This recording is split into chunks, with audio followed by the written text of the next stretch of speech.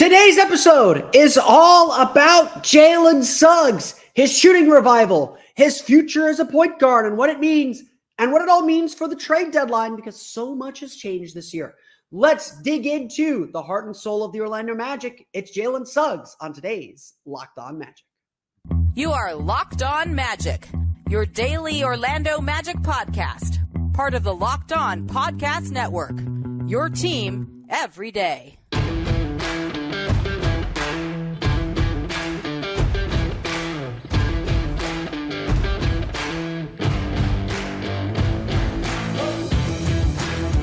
And you are indeed Locked On Magic. Today is January 11th, 2024. My name is Philip Rossman-Reich. I'm the expert and site editor over at OrlandoMagicDaily.com. Of course, follow me on Twitter at PhilipRR_OMD. On today's episode of Locked On Magic, we're going to talk all about Jalen Suggs, how his shooting has come around and made him a true offensive weapon, the doors that opens, plus what Jalen Suggs' future might be positionally, what position he might end up playing to make this Magic team a success, and what that all means for the trade deadline, because it does matter. We'll get to all that coming up here in just a moment. But first, we want to thank you again for making Locked On Magic part of your day every day. No matter when you listen to us, whether it's first thing in the morning, whether it's right when we upload, we truly appreciate you making Locked On Magic part of your day. Remember, there's a great Locked On podcast covering every single team in the NBA. Just search for Locked On and the team you're looking for, the Locked On Podcast Network. It's your team every day. This episode of Locked On Magic is brought to you by PrizePicks, the easiest and most exciting way to play daily fantasy sports. Go to prizepicks.com/LockedOnNBA and use code all lowercase LockedOnNBA for your first deposit match of up to $100. If you're like me, you sometimes go to Basketball Reference just to look at the stats, just to look at all the pretty stats and see what they look like and check the team stats. Like, look, I'm on the website a lot. I run a lot of stats. I give stats for this show. I do stats for Orlando Magic Daily. Like, I'm always aware of where the team stands statistically. I do stats for my pregame article. Like, I'm always keeping track of trends. So here's a trend that might be surprising. Are you ready? You sitting down for this? Jalen Suggs is shooting 40% from three for the entire season. Jalen Suggs with his, and I got my box score still here from yesterday, Jalen Suggs with his 4 for 8 showing against the Minnesota Timberwolves, one of the few bright spots from an otherwise ugly game for the Magic, is now shooting 40.3% from beyond the arc on 5.3 attempts per game. I want to repeat that. He's actually taking more threes than twos, which is both concerning and maybe a good thing. But regardless, after shooting 21.4% from three in his rookie season, 32.7% from three in his sophomore season, shooting 36% from three after the All-Star break, Jalen Suggs might actually be a reliable shooter. In fact, let's just separate out the last, I don't know, let me figure out how many games here. Let's just separate out the last 5 games. In the last 5 games, Suggs is shooting 8.6 threes per game and making 55.8% of them. Now, this is not necessarily the Jalen Suggs we were promised in the draft. Coming into the draft, coming out of Gonzaga, everyone knew that Jalen still had to work on a shot. He was expected to be a dynamic attacker and finisher, and that's still an area where he struggles. So we're not going to sit here and celebrate, Jalen Suggs actually becoming what we all imagined he would be and high-fived and fist-pumped each other for. But having said all that, and especially in the absence of Franz Wagner and all the injuries the Magic have faced recently, Suggs has really come into his own. He has fixed perhaps his greatest weakness and now is making teams pay for leaving him open. Does he have gravity yet? Does anyone on this Magic team have gravity yet? That is certainly a fair debate. And I think that is still one of the biggest issues this Magic team faces, is that they shoot threes at such a low volume, and they haven't obviously the last week or so, but this team shoots threes at such a low volume that I still think that a lot of teams are okay with even the Magic's good three-point shooters taking threes. But no more. We're not playing that game anymore because Jalen Suggs is a reliable three-point shooter. Jalen Suggs is someone that is hitting threes. And look, he even admitted last week he went through a little bit of a dip. He admitted that he was feeling kind of low. He kind of had to get his mental health in check. Again, very inspiring and great stuff. And it's not just about his on-court production. We care about him as a person. We want to protect and cherish Jalen Suggs as much as possible. But now Suggs is an excellent three-point shooter. And of course, this is like everything we've all imagined. I mean, look at the Magic, and I'm going to stall as I pull up stats here. I mean, look at the Magic over the last week. They have suddenly become a three-point shooting team. They have suddenly become a team that is taking a lot of threes. In their last 5 games, the Orlando Magic are 4th in the league, taking 39.8 three-point attempts per game. They're 4th in the league, making 43.2% of them. After seemingly going an entire season, or certainly first quarter and a half of a season, I don't know what a quarter and a half is. That's what, 3/8? The first 3/8 of a season, not being able to hit the broadside of a barn, and that includes to some extent Suggs, who had improved but wasn't shooting this well. After starting off the year unable to hit anything, now the Magic, minus maybe early in the Minnesota game, some of the Atlanta game, can't seem to miss and are taking a ton of threes. It's actually helped the offense a lot. For the season, the Orlando Magic are now sitting at 22nd in the league in offensive rating, 112.7 points per 100 possessions. It's a number that slipped a little bit.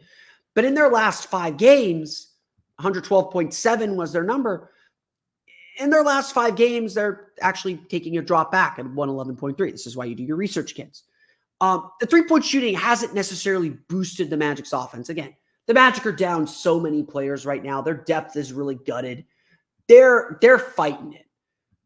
They're really, really fighting it right now. And so the Magic obviously have some work to do. And we're looking at a really small sample size. The Minnesota game really hurts. Minnesota game was really, really bad. If we take out that Minnesota game, let me pull this up here.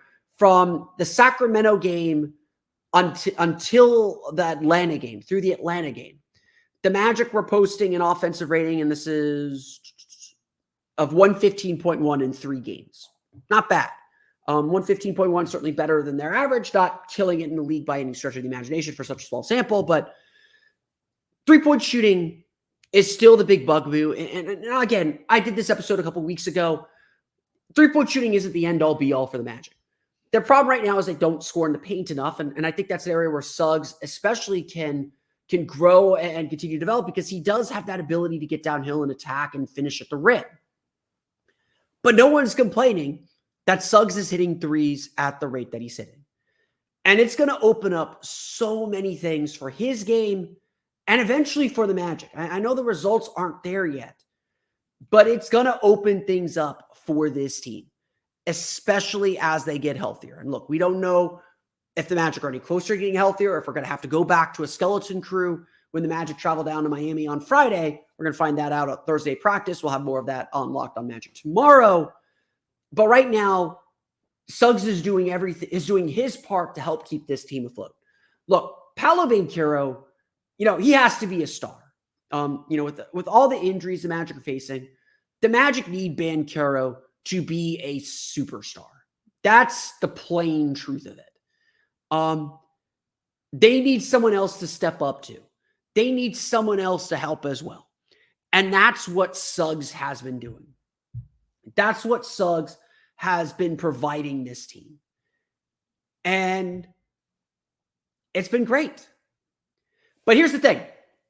It's not just about Jalen Suggs' three-point shooting. Now that we know that he's an all-defensive team player, it took me 10 minutes to talk about his defense. Now that we know that he's an all-defensive team capable player, now that we know that he's no longer a liability from 3, now we got to start thinking about his fit and his fit for the future. And to me, that's the most exciting and fascinating thing of all. What the mission is for the rest of Jalen Suggs' season, we'll get to that coming up here in just a moment. But first, it's time for a quick word from our friends over at, not that one, at PrizePicks. Look, daily fantasy games can be super, super, super confusing. You got these weird salary caps. You got these point systems that don't really make a lot of sense. It's hard out there. What you want is simple. And what you want is a real chance to win. I used to play a lot of those other daily fantasy games, and I entered those contests knowing that if I got my money back, that was a good day. I knew I was throwing money away. With PrizePicks, I believe I can win. And you can too, because you're not playing against the sharks and the gigantic tournament pools. It's you versus the numbers. You understand your risk. It's you versus the numbers. If you think Paolo Banchero is going to score 24.5 points against the Miami Heat on Friday, you just say he's going to score more than 24.5 points. If you think the Magic will hold Bam Adebayo under 19.5 points, you say they're going to hold him to under 19.5 points. It's that simple. All you have to do is put together 46 players in a little pool and make your selections and watch it all go down. Plus, with the NFL playoffs this weekend, you get a chance to combine with special picks of NBA and NFL players, such as LeBron James and Travis Kelce at a 10.5 combo of three-pointers made and receptions. It just makes the game that much more fun. Plus, PrizePicks offers a reboot policy. So if a player gets injured in the first half, does not come back in the second, that pick gets returned to you, no problem. PrizePicks is daily fantasy made easy. So go to prizepicks.com/LockedOnNBA and use code LockedOnNBA for a first deposit match of up to $100. Again, that's LockedOnNBA. Use code LockedOnNBA for a first deposit match of up to $100. PrizePicks, again, is daily fantasy made easy. We want to thank you for making Locked On Magic part of your day today. For your next listen, go check out the Locked On Sports Today 24/7 streaming channel on YouTube. Locked On Sports Today is here for you 24/7, covering the top sports stories of the day with the local experts of Locked On, plus our national shows covering every league. Go to Locked On Sports Today on YouTube and subscribe to the first ever national sports 24/7 streaming channel today. Okay, we are in early January. It is officially trade season. The midpoint of the season is coming up after next Wednesday's game against the Atlanta Hawks. We're getting to it. We've done the standings review. Everyone's bunched up. Miami lost tonight, so they're back. They fell a half game back of the pack. Cleveland doesn't play till Thursday. In Paris. They're going to have a real bunched up schedule because of that. I believe Indiana won on Wednesday, so we know this group is really, really bunched up. 4 through 8 is going to be really, really bunched up. And we all have our eyes, and we're all very encouraged to talk about the trade deadline. We're going to get to the trade deadline in a little bit because I think while Jalen Suggs is not on the market, sorry, David, while Jalen Suggs is not on the market at all, he is as untouchable as any player on this team right now. You're going to have to, if you want to make a Jalen Suggs offer, first I will laugh at you, and it better be really good if you're going to make me move off Jalen Suggs. Because again, he is the heart and soul of this team. He's an all-defensive team player. He is developing as a three-point shooter. He's made some huge strides, and there's no reason to think he's available at the trade deadline. But what I think is really, really important is the bigger picture things. Every time I've talked about the trade deadline, I've talked about how the trade deadline is actually something to set up the next 2 or 3 seasons. It's not about this year. As much as the Magic need a point guard, they don't need a quick fix point guard. You don't get Tyus Jones unless you know you're re-signing him in the summer. And when people say that, I'm like, well, why give up stuff for him now when you can just sign him in the summer anyway? Again, unless there's another team that's going to get him that way too. That's just, again, that's my perspective on things. Everything is about the future, which includes now these final 44 games of the season. We're getting there. We got 45 games, I think, left this season. These final 45 games are as much about the future as the trade deadline is, as anything that the Magic are doing. And so I think, honestly, one of the biggest questions that the Magic have, and honestly, a question that informs their decision at the deadline. Again, February 8th is the trade deadline, but informs their decision at the deadline and every future transaction moving forward is this one. What is Jalen Suggs? Again, what is Jalen Suggs? Now, positions on the Magic are real fuzzy. This is a team that values its versatility. It's not just positional versatility, it's skill versatility. Right now, Paolo Banchero is running a lot of point guard. Franz Wagner runs a lot of point guard. The Magic have a lot of initiators who are not traditional point guards, who are 6'10". And so what the Magic need from the point guard spot, which I've dug into here and leads to the big Markelle Fultz question, which is also part of what this Magic team is going to figure out over the next month of the season. What the Magic need from point guard may not be what you think of as a traditional point guard. But I think we can also see very clearly from how the Magic have played over the last month especially, is the Magic do need a point guard.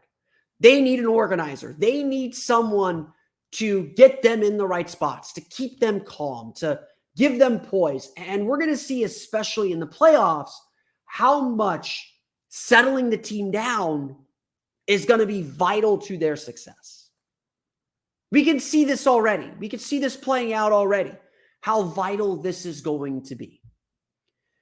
And so one of the big questions I think the Magic have as they're looking for what they need to complete this roster is to ask themselves, okay, we've stylized Jalen Suggs as an off guard or as sort of a Marcus Smart type, where he's such an excellent defender. He's so passionate. He drives the energy of this team.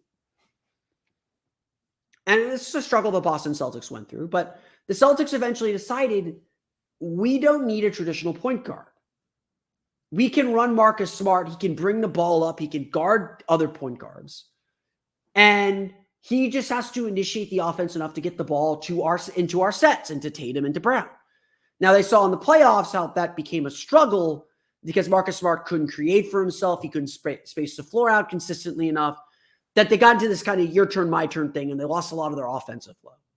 So again, this is all going to be a big experiment over the next 2-3 years. I think it's really, really important to remember this, that what the Magic are establishing now is their foundation.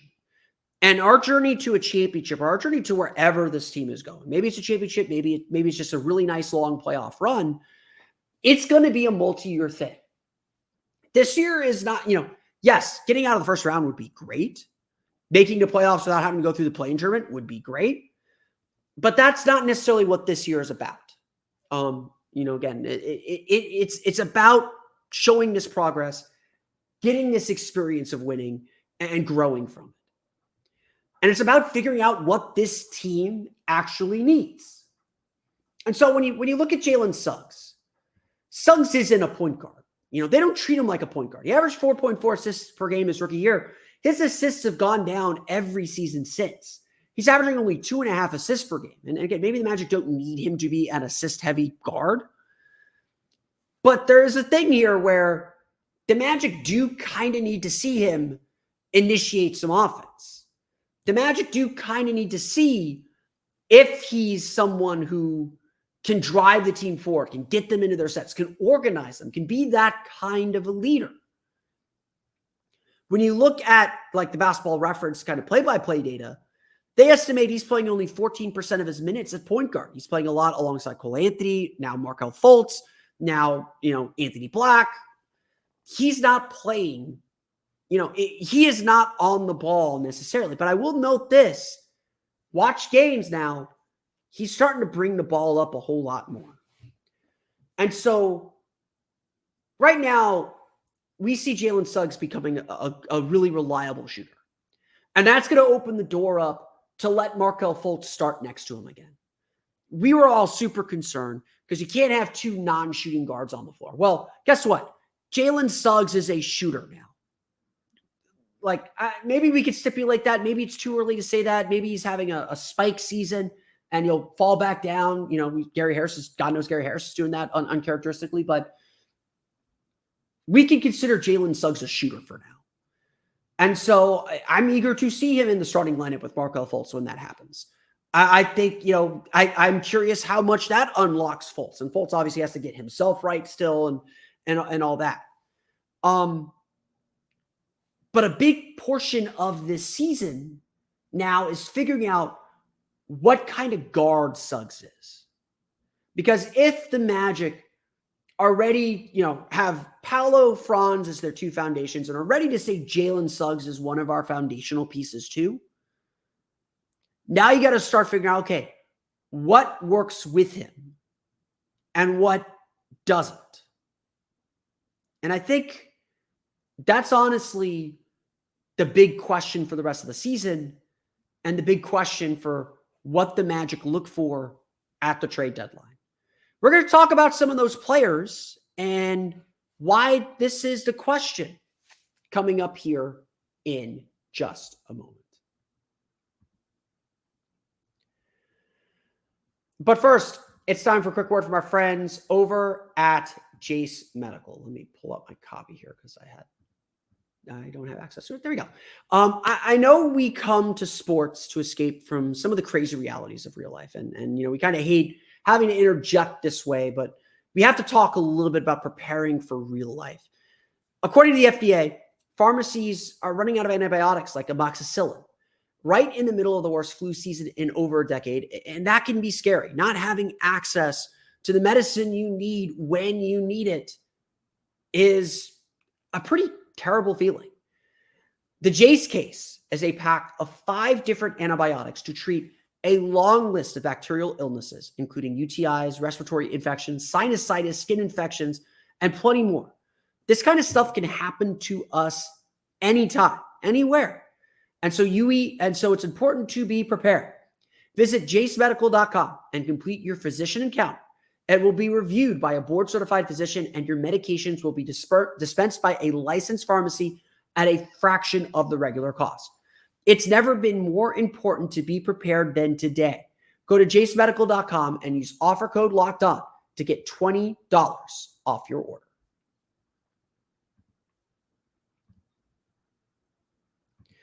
So the trade deadline is coming up February 8th. And like I said, I suspect the Magic are going to be a lot quieter than you think. I talked a little bit about it earlier this week about how, the Magic are trying to be buyers. They're ready to buy. They're ready to make moves to improve their roster. We're going to look at things throughout the deadline. Some of those things are going to carry over into free agency. That's going to be part of this equation too, and some of the considerations the Magic have over what they do at the deadline. A lot of things at the deadline pop up suddenly. There are ideas out there, but we have to think through some of these things. And I think what's really important is, again, to remind you, the Magic, regardless of when they do it, the Magic roster right now is not the championship roster. There's work to do. As much as we love every single player in this group and want to hug them and hold them close and just tell them how much we appreciate all the work they're doing, for this team to win a championship, they're going to need a little bit more. And change is inevitable in the NBA. The Nuggets hated trading Gary Harris, but they don't win a championship without Aaron Gordon. It's important to remember then, as we get closer to the deadline, that everything has to have purpose. Every move isn't just to fix or plug a hole. The Magic don't, this season isn't so important to give up something of value to plug a hole. Now, could the Magic maybe go out and get a short-term point guard, trading Gary Harris, add that point guard to the rotation, and then free up some time for Caleb Houston and Jett Howard? That's actually the kind of move I would expect. That's kind of more closer to the move that I would look for. But again, Gary Harris is struggling so much. He's had so many injuries. He's got some value as a veteran. How much is that really going to get you? And honestly, I don't think it's impossible to think that Gary Harris could be a buyout candidate as well. That was one of the things that killed the Terrence Ross market last year. This is all to say that the Magic aren't thinking short term. They're thinking long term. And so that's why I want to ask this Jalen Suggs question. And again, it's not anything crazy here. It's not saying, it's not, I think one of the things one of the mistakes the manager could make right now is pigeonholing any of their key players into one role.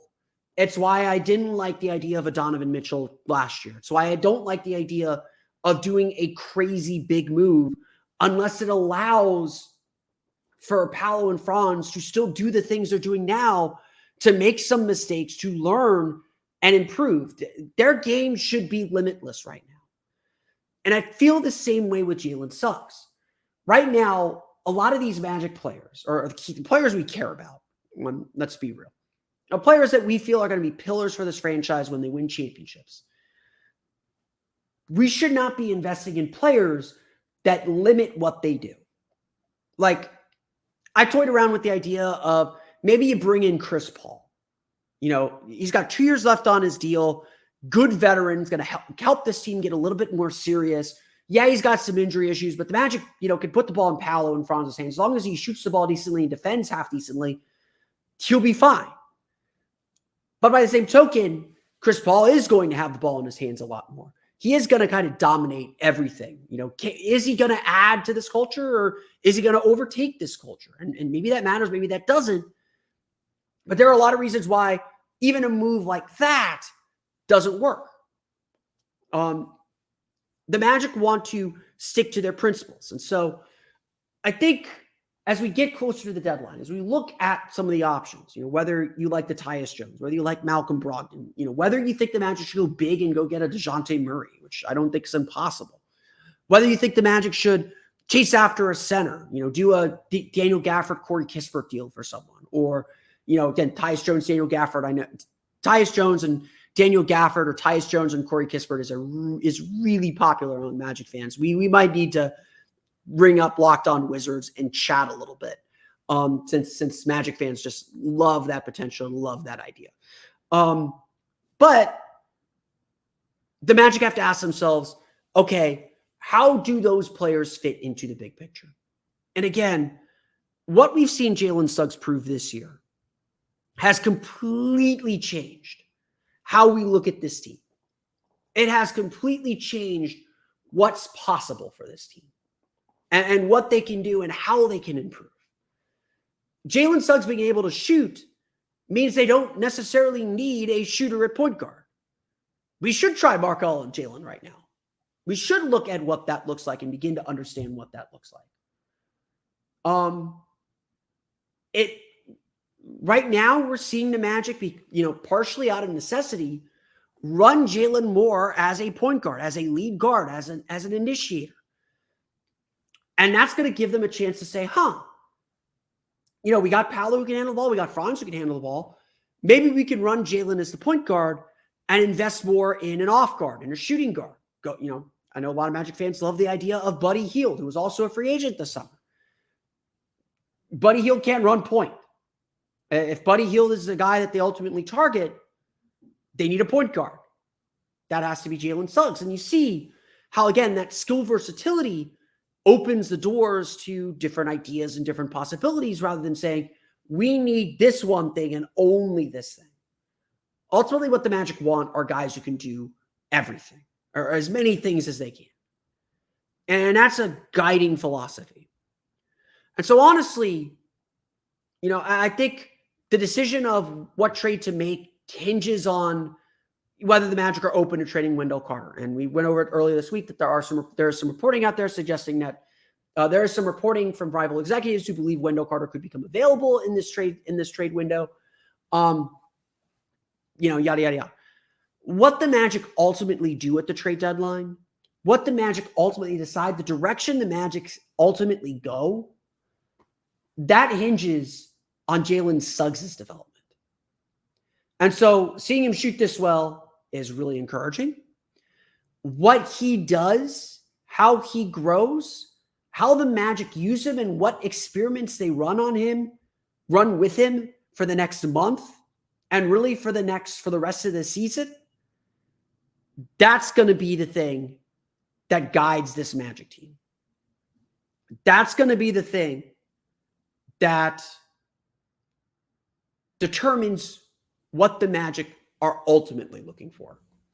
Because at this point, Paolo and Franz and Jalen, that's your big three. Maybe the Magic do need to add a legitimate third star. Maybe Jalen is better as a fourth option. I don't know. But figuring out what Jalen Suggs is and what they can do with him, how versatile he is, and by that I mean role versatility, not positional versatility, role versatility.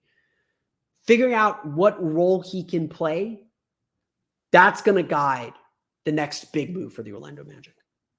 And that's why we have to let these games play out. That's why I don't think the Magic are ready to make a big move yet. Because they want to see and test out what their young guys can do.